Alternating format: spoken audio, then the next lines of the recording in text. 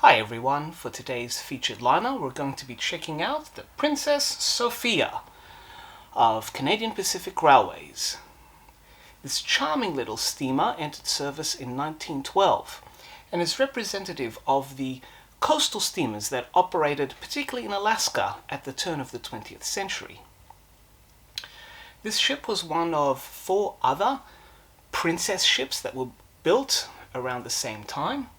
The naming convention of Canadian Pacific was that for their transoceanic flagship routes, their vessels were named Empress of, whereas their internal or coastal services were operated by ships with a princess name. And thus we have Princess Sophia, which focused all of its career, all of its very short 6 years, on the Alaskan run. The vital statistics of the Princess Sophia are as follows.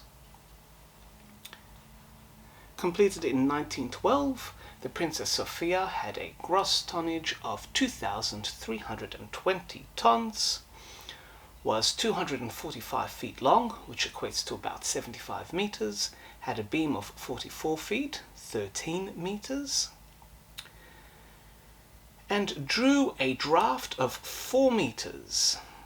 The ship had a single propeller, which was powered by a triple expansion steam engine, and the ship chugged along at a respectable speed of 14 knots. The ship could carry normally 250 passengers with a crew of 73. For day excursions, which were common at the time, the ship could carry up to 500. As you can see, this was a very good-looking but utilitarian vessel, and it plied its trade across the remote and occasionally hostile Alaskan shores for 6 years. It wasn't affected too much by the events of the First World War. It did bring troops in to Anchorage, to the main port, so they could be sent off for duty overseas, but the ship stayed in Alaskan waters. Unfortunately, though, on the 24th of October 1918, disaster struck. The day before, at 10:10 p.m., the Princess Sophia departed Skagway on what would be its final voyage. Steaming through rough weather that night, it didn't just strike a reef, it essentially rammed it and ran right on top of it, as you can see from this reconstruction based on period photos. The Princess Sophia found itself jammed on top of the Vanderbilt Reef. An SOS was sent out, and no less than 5 ships were able to come to the vicinity of the stranded Princess Sophia. What happened next was controversial. The weather was worsening, and the captain of the Princess Sophia had to make the difficult decision. Do you evacuate the ship and risk capsizing the lifeboats in very rough weather? Or do you wait, hope that the ship stays firmly wedged on the rocks, and once the weather comes down, then evacuate the passengers in much calmer weather with a guarantee that there'll be no issues with the launching or the boats capsizing? The captain chose the first option. And as the 24th of October became the 25th of October, the storm got worse, and unfortunately, the Princess Sophia slowly started to slide off the reef. It reached a point where the ship could no longer hold on to the reef.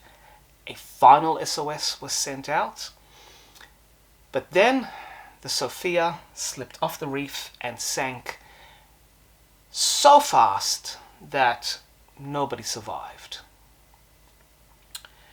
There was one dog that did survive by swimming ashore, and there was one person who managed to get into one of the lifeboats, but by the time that lifeboat washed ashore, that poor man was completely frozen from hypothermia and passed.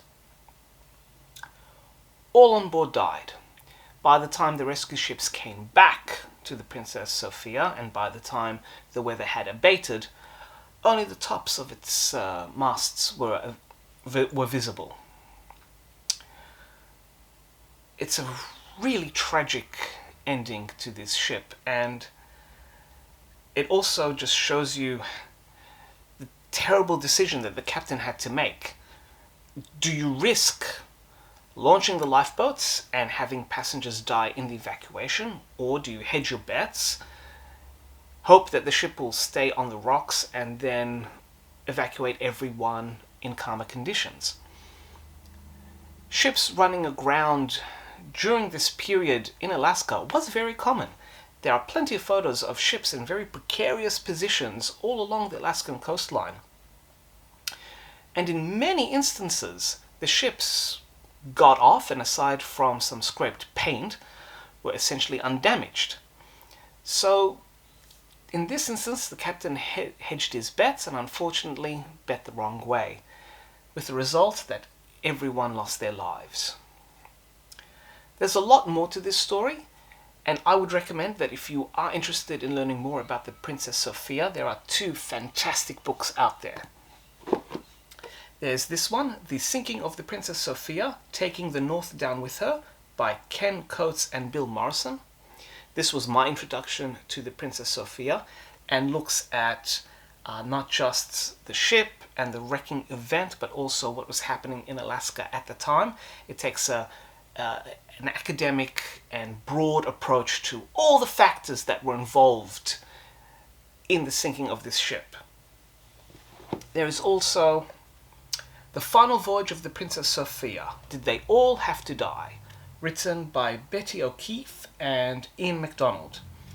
This takes a more personal look, focusing on the passengers and crew and their lives on the Princess Sophia, and try to reconstruct as much as we know what happened while they were on the ship as it was on the reef, and their final hours all together. And if this has piqued your interest in the Princess Fleet, and by Princess Fleet I mean Princess ships of the Canadian Pacific Railway, then check out this book by Robert Turner, The Pacific Princesses, which is an incredible account about all the princess ships, lavishly illustrated with photos and even side illustrations, of which there's information about the Princess Sophia in here as well. So I hope this has piqued your interest in a fascinating ship that met with a terrible and tragic end. And if you do wish to learn more, then do check out the books that are highlighted. Thank you, and happy reading.